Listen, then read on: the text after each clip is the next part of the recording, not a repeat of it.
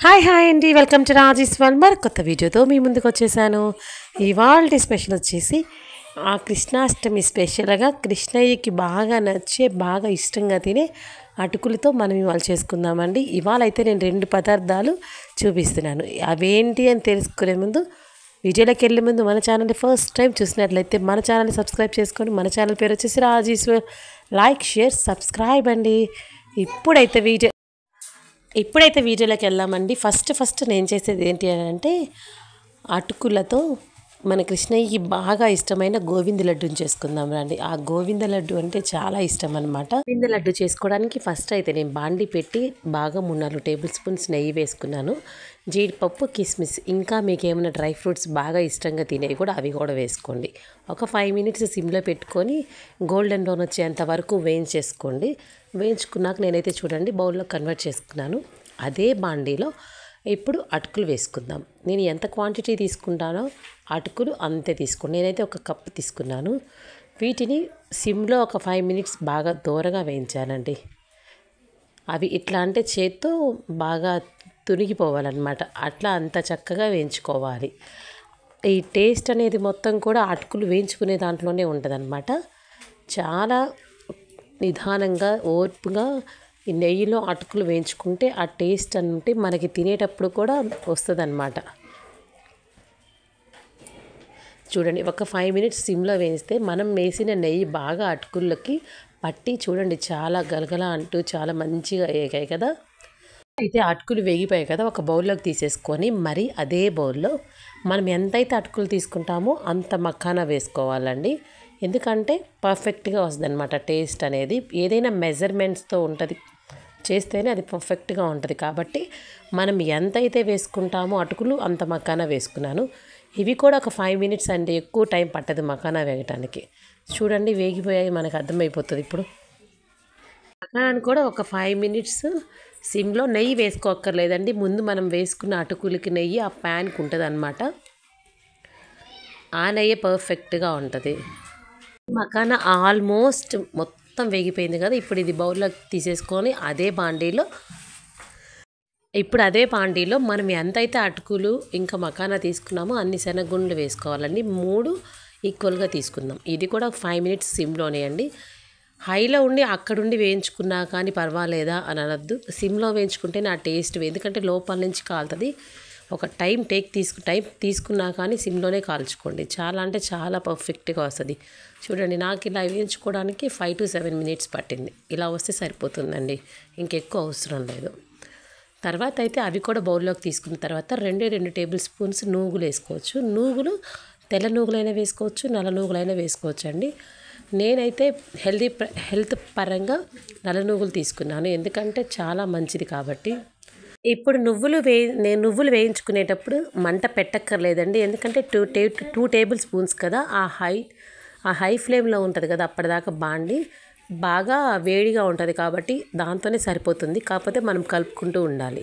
ఇప్పుడైతే ఒక బౌల్లోకి తీసుకొని ఒక 5 మినిట్స్ వదిలేయాలి. ఇప్పుడైతే చూడండి 5 మినిట్స్ తర్వాత బాగా చల్లారింది. ఇప్పుడు దీన్ని మిక్సీ బౌల్లో కన్వర్ట్ చేసుకుందాము. ఇప్పుడు వీటన్నిటికి కలిపి నేను ఒక బౌల్ 1 కప్పు బెల్లం తీసుకున్నాను. బెల్లం ఇప్పుడు వేయరండి, ఉన్న మిక్సీ ఇంగ్రీడియంట్స్ మొత్తం వేసి మెత్తగా పౌడర్ చేసుకున్న తర్వాత మిక్సీ వేసుకుందాం. ఎందుకంటే మళ్ళీ బెల్లం వేస్తే టేస్ట్ కాదు, కొంచెం నలగకుండా ఉంటుందేమోనని. ముందు ఇంగ్రీడియంట్స్ అన్నీ పౌడర్ వేసుకుందాము, తర్వాత బెల్లం వేసుకుందాము. చూడండి మెత్తగా వచ్చింది కదా. ఇప్పుడు మిక్సీలో బెల్లం వేసుకుందాం, ఇందాక చూపించిన క్వాంటిటీ బెల్లం. ఇప్పుడు దీన్ని కూడా మొత్తం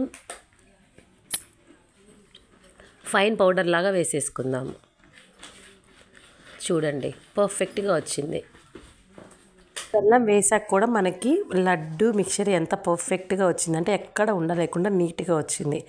ఇప్పుడు దీన్ని ఒక బౌల్లోకి కన్వర్ట్ చేసేసుకుందామండి.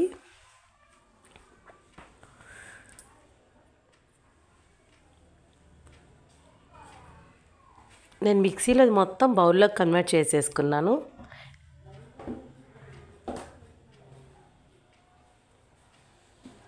ఇప్పుడు దీంట్లో మళ్ళీ ఒకసారి మొత్తం కలిసిపోయేటట్టు నీట్గా మళ్ళీ ఒకసారి కలుపుకుందాము.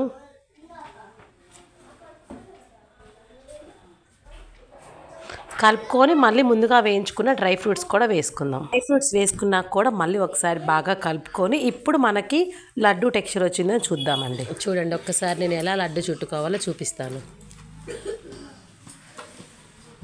చేత్తో ఒక్కసారి అలా అని నేను ఇప్పుడు లడ్డు టెక్స్చర్ వచ్చిందా లేదా అని చూపిస్తున్నాను. చూడండి, పర్ఫెక్ట్గా వచ్చిందనమాట. నాకు నెయ్యి ఏం పనిలేదు, నెయ్యి వేయకుండానే పర్ఫెక్ట్గా వచ్చాయి. చూడండి,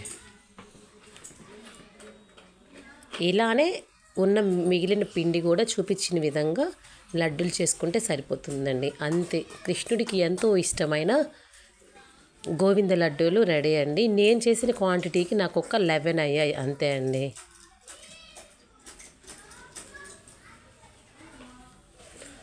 టేస్ట్ అయితే చాలా అంటే చాలా బాగుందండి.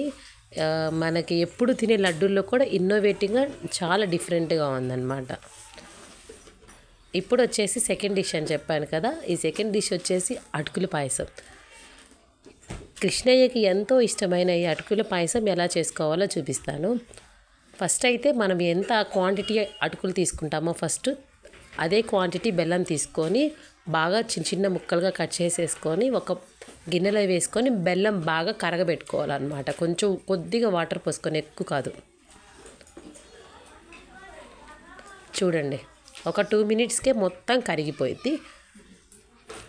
ఇవి బాగా కరిగిపోయి చల్లారాలండి. పాకం రావక్కర్లేదు, కరిగిపోతే సరిపోద్ది ఆ బెల్లం. ఇలా బెల్లము కరిగిపోయాక అది బాగా చల్లారాలండి, పక్కన పెడితే అదే కరిగిపోతుంది. ఇప్పుడు అదే బాండీలో ఒక బాండీ తీసుకొని డ్రై ఫ్రూట్స్ వేసుకోవాలి. డ్రై ఫ్రూట్స్ బాగా వేయించుకున్న తర్వాత తీసి పక్కన పెట్టుకోవాలి. అదే నెయ్యిలో మనం ఎన్ని అటుకులు తీసుకోవాలనుకుంటే అంత క్వాంటిటీ అటుకులు వేసుకొని ఒక 5 నిమిషాలు బాగా రోస్ట్ చేసుకోవాలన్నమాట. బాగా వేయించుకోవాలి. ఒక 5 నిమిషాలకే చూడండి మంచి చక్కగా ఎగిపోయింది. 5 మినిట్స్ కొంచెం శ్రమ అనుకోకుండా సిమ్లోనే వేయించుకుంటే మనకి వేయించుకున్న టెక్స్చర్ ఇలా వస్తుంది అనమాట. నీట్గా మనకి నెయ్యిలో ఇట్లా అయితే విడిగా కూడా తినచ్చండి, ఎంత టేస్టీగా ఉంటాయి. ఇప్పుడు మనము అటుకులు ఎంత తీసుకున్నామో, ఏ క్వాంటిటీ తీసుకున్నామో దాంట్లో 1:3 అనమాట. అటుకులు ఎంత తీసుకుంటే పాలన్నీ తీసుకోవాలన్నమాట. ఇష్టం లేకపోతే 1:2 పాలు పోసుకొని ఇంకొక గ్లాస్ వాటర్ పోసుకోవచ్చు. సిమ్లో పెట్టుకొని బాగా 5 to 10 మినిట్స్ బాగా మరగబెట్టుకోవాలి. ఇలా బాగా 4-5 సార్లు పొంగొస్తేనే ఆ పాలు కూడా క్రీమీ స్ట్రక్చర్కి వచ్చి చాలా చక్కగా టేస్ట్ కూడా అద్దరిపోయింది అనమాట. ఇప్పుడు ఇలా వచ్చింది కదా, మనం చేత్తో ఇలా పట్టుకొని నలిపితే బాగా మెత్తగా అయిపోద్ది అనమాట. ఆ స్టేజ్కి వస్తే సరిపోతుందండి. చూడండి, ఇప్పుడైతే ముందుగా మనం కరగబెట్టుకున్నాం కదా బెల్లాన్ని, దాన్ని పూర్తిగా చల్లారాక వేసుకొని ఒక్కసారి 2 సార్లు అలా కలుపుకొని స్టవ్ ఆఫ్ చేసుకుంటే సరిపోతుందండి. చూడండి, విరగను కూడా విరగలేదు. ఇప్పుడు ఒక బౌల్లో కన్వర్ట్ చేసుకొని ముందుగా వేయించుకున్న డ్రై ఫ్రూట్స్ వేసుకుంటే సరిపోద్ది. అంతే అండి. శ్రీకృష్ణుడి జన్మాష్టమికి స్పెషల్గా నేను చేసిన ఈ 2 ఐటమ్స్ ఎలా ఉన్నాయో కామెంట్ చేసి నా ఛానల్ సబ్స్క్రైబ్ చేసుకోండి. మరిన్ని వీడియోస్ కోసం కూడా నా ఛానల్ని సబ్స్క్రైబ్ చేసుకోండి. బాయ్ బాయ్ అండి.